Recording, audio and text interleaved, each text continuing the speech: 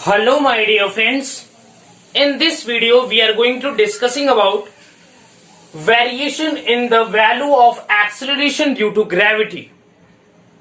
ठीक है, आज हम डिस्कस करेंगे कि एक्सेलरेशन ड्यू टू ग्रेविटी की जो वैल्यू होती है बेटा वो डिपेंड करती है जब हम अर्थ के सरफेस के अंदर जाते हैं और अर्थ के सरफेस के ऊपर जाते हैं। ठीक है, तो ये दो केसेस बनते हैं, effect of altitude and effect of depth.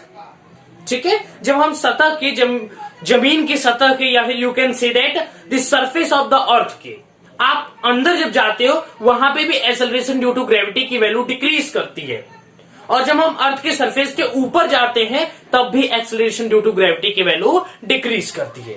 ये हम आपको प्रूफ करके आज मैं दिखाऊंगा।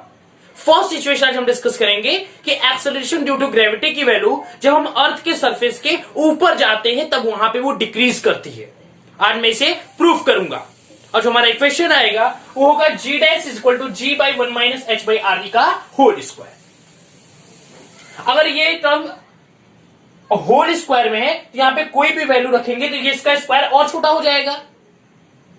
अगर इसका स्क्वायर और छोटा हो जाएगा तो यहां पे g डैश की वैल्यू जो होगी इसको डिवाइड करने पे एकदम छोटी आएगी, और अगर वैल्यू छोटी आएगी तो यहां पे हम प्रूफ कर लेंगे यहां पे g की वैल्यू जो 9.8 होती है at the surface of the अर्थ वो उसके कंपैरिजन में कम होगी जब हम अर्थ के सरफेस के ऊपर जाएंगे।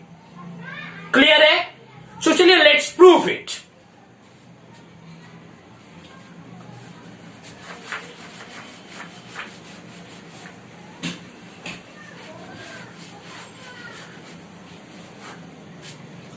Effect of depth. Effect of depth. Sorry, altitude. Effect of altitude. ठीक है बेटा, चलिए तो इसके लिए कुछ सिचुएशंस ले लेते हैं। मान लेते हैं ये जो है हमारा अर्थ है, ठीक है। Let's suppose that is our earth and that is the centre of the अर्थ। ये जो पॉइंट है ये सेंटर ऑफ द अर्थ है। इस पॉइंट को हम ओ पॉइंट मान लेते हैं। क्या मान लेते हैं बेटा? ये सेंटर ओ पॉइंट है, किसका? अर्थ है। अर्थ का ये जो सेंटर है इसको हम ओ मान लेंगे, ठीक है। अब मान लेते हैं जो अर्थ का रेडियस है बेटा, ये मान लेते जो अर्थ का रेडियस है वो आर ई है, और जो मास ऑफ अर्थ है वो एम ई है। Capital M and E denote कर रहा है कि अर्थ का ये मास है, ठीक है बेटा। अब देखिएगा, यहां पे लिख लेते हैं, यहां पे लिख लेते बेटा कि late O be the point, let O be the point of the center of the earth, center of the earth। O जो एक पॉइंट है बेटा वह सेंटर ऑफ द अर्थ है, ठीक है बेटा। O be the point which is center of the earth and me be the mass of earth, me be the mass of earth। Clear है? and comma re be the radius of the earth।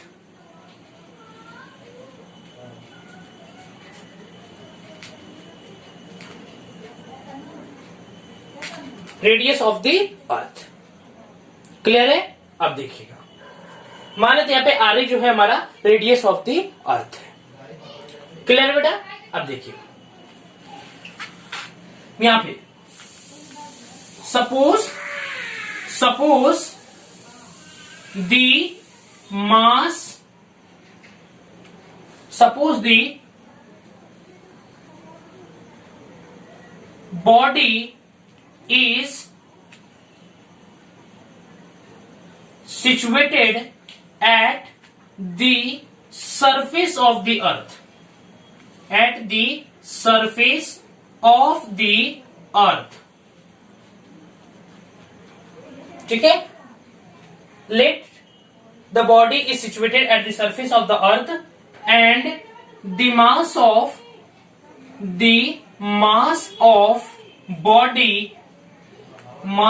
body is small m. ठीक है? Then according to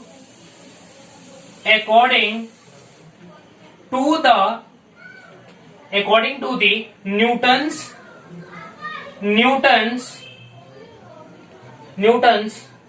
law of gravitational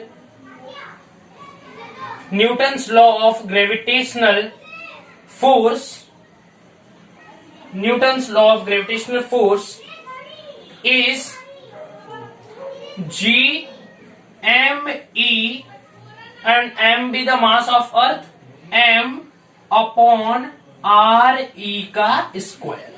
क्योंकि बेटा ये जो मास of body है ये अर्थ के सरफेस पे रखा हुआ है. फर्स्ट जो हम सिचुएशन ले रहे हैं, मान लेते हैं फर्स्ट सिचुएशन में मास ऑफ बॉडी जो है वो अर्थ के सरफेस पे रखा हुआ है. तो अगर ये अर्थ के सरफेस पे रखा हुआ है तो सेंटर ऑफ द अर्थ से इसका डिस्टेंस क्या हुआ, आर ई. तो हम जानते हैं according to the Newton's law of gravitational G is equal to m1 m2 upon R square. G m1 into m2 upon R square. उसी प्रकार यहां पे G me is the mass of earth. हम यहाँ पे ग्रेविटेशनल फोर्स किसके बीच में निकाल रहे हैं, इस मास ऑफ अर्थ के और स्मॉल बॉडी m जो सिचुएटेड है at the surface of the अर्थ पे. इन दोनों के बीच में क्या ग्रेविटेशनल फोर्स एक्ट कर रहा है वो यहाँ पे हम कैलकुलेट कर रहे हैं. तो यहाँ पे जो ग्रेविटेशनल फोर्स आ रहा है हमारा G m is the mass of earth, m1 हो गया, m2 यहाँ पे मास ऑफ बॉडी है m अपॉन आर डी का स्क्वायर, क्योंकि दोनों के बीच का डिस्टेंस जो है वो आर ई है. क्लियर है? अब यहाँ पे and the weight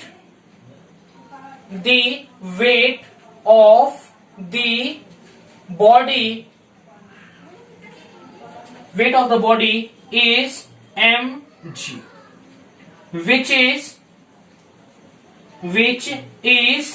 also equal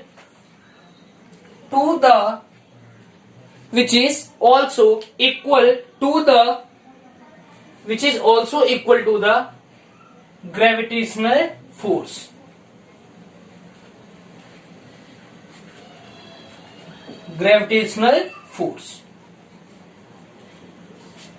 ठीक है बेटा. सो अब we can write here mg equal to G m e m upon R E का square. mg mass of body equal to gravitational force G m e m by R square. यहाँ पे small m से small m cancel हो गया, small m से small m cancel हो गया. Now we get, यहाँ पे देख लीजिए बेटा, नाउ वी गेट, ऊपर की रेस कर दो. चलिए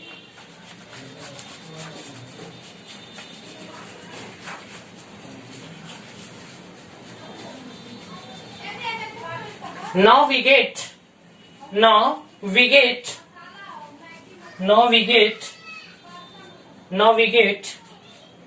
G, यहां से m से m कैंसिल हो तो लिख सकते हैं यहाँ पे G equal to small g equal to ये acceleration due to gravity equal to G me upon R E का स्क्वायर. व्हाट वी राइट बेटा, आर ई का स्क्वायर. ओके बेटा, तो G small g equal to G m e upon R E का square. सो इसको equation number first मान लेते हैं.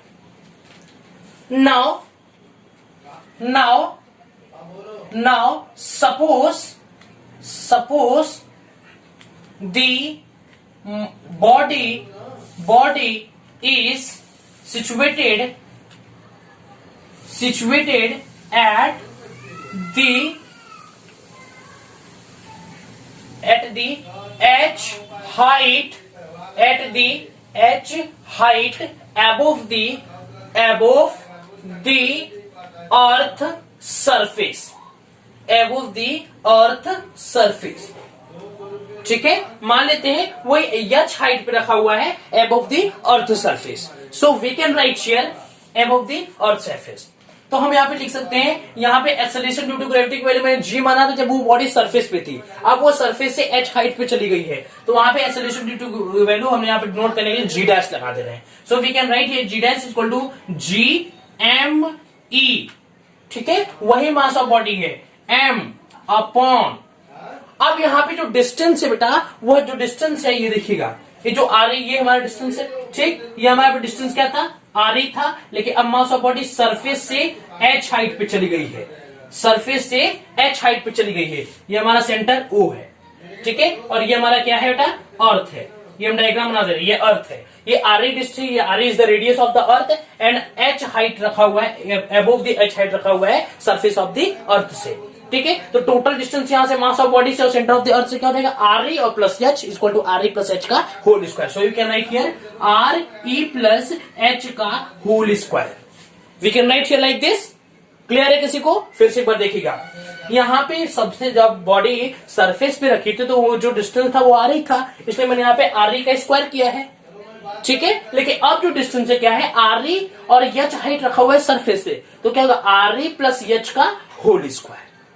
ठीक है, क्या होगा बेटा, आर ई प्लस एच का whole square. So we can write here बेटा, so we can write here, हाँ लेट्स सी हियर कि यहाँ पे g डैश जो होगा यहाँ पे mg डैश हो जाएगा, क्योंकि यहाँ पे मास ऑफ बॉडी जब h हाइट ऊपर चली गई है सरफेस पे, तो यहाँ पे भी तो mg की फोर्स एक्ट करेगी. जब mg की फोर्स एक्ट करेगी तो यहाँ पे g और g इक्वल हो जा रहा है, इसलिए हम यहाँ पे g डैश से डिनोट कर दे रहे हैं, mg dash equal to g m e m by r e plus h का होल स्क्वायर. सो यहाँ पे भी m से m कैंसिल हो गया. So we can write here g dash is equal to g m e upon r e plus h का whole square.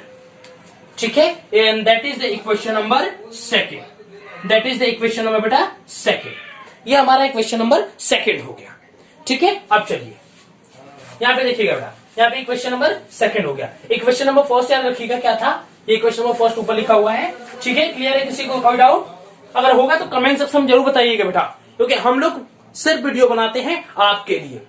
आपके कोई भी क्वेश्चन अगर है सो यू कैन आस्क, क्योंकि हम ये दिखाना चाहते हैं कि नहीं बच्चे ऑनलाइन भी पढ़ सकते हैं. ठीक है, इसलिए हम लोग इतना मेहनत करते हैं. देखिएगा यहाँ पे सेकेंड क्वेश्चन क्या होगा, G dash equal to G M E upon R E plus H का होल स्क्वायर. ठीक है, अब देखिए ये इक्वेशन नंबर फर्स्ट है, equation number second. Now dividing second by first.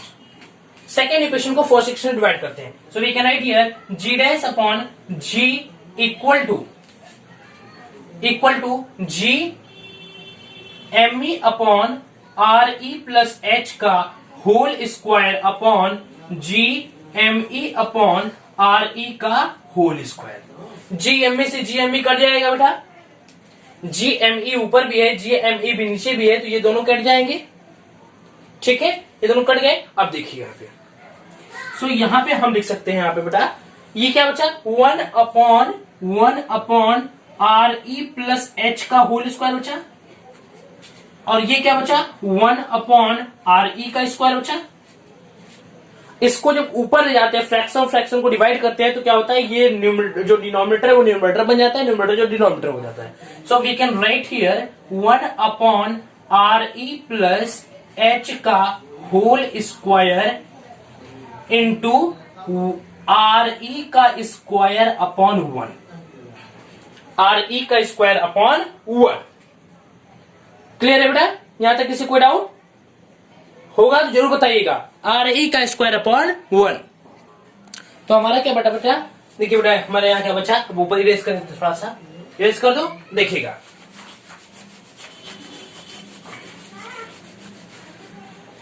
बस हमारा रिजल्ट अब आने ही वाला है. बस देखिए, ये आर ई का स्क्वायर यहां मल्टीप्लाई कर दो तो हो जाएगा आर ई का स्क्वायर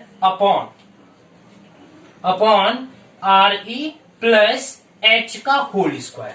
अगर यहां से हम r कॉमन ले ले तो इसके पावर स्क्वायर लगा हुआ है, तो हमारा जो आएगा आर ई का स्क्वायर ऊपर ऑलरेडी है, यहां से r कॉमन लेंगे तो इसके पावर क्या है स्क्वायर, तो यहाँ पे आर ई स्क्वायर बाहर आ जाएगा, ठीक है। और यहाँ पे आर ई तो बाहर आ चुका है, तो क्या हो जाएगा 1 प्लस एच अपॉन, यहाँ पे r से मल्टीप्लाई किया और डिवाइड किया, तो मल्टीप्लाई वाला तो इसके साथ बाहर आ गया, मल्टीप्लाई वाला इसके साथ बाहर आ गया, तो यहां पे क्या बचा, नीचे वाला तो आर ई अभी बचा हुआ है, ठीक। 1 plus H by R E.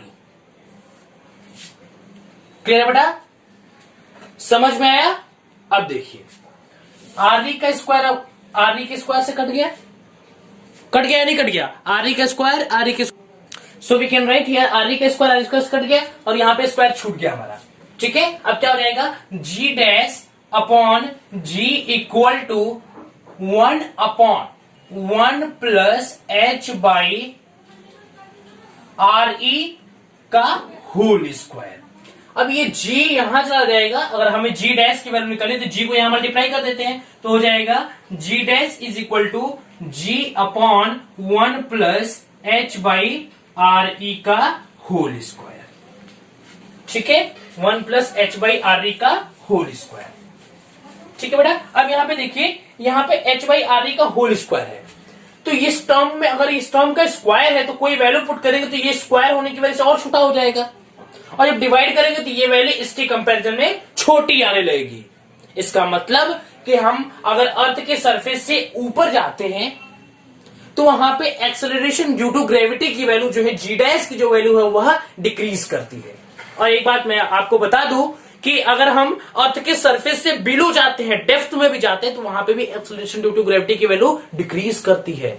और इस बात को मैं प्रूफ करके दिखाऊंगा आपको, इस बात को मैं आपको प्रूफ करके दिखाऊंगा, ठीक है बेटा, क्लियर है, ठीक। अब तक अब किसी को कोई डाउट होगा तो कमेंट सेक्शन में जरूर बताइएगा। तब तक के लिए पढ़ाई करते रहे, all the very best. Clear है।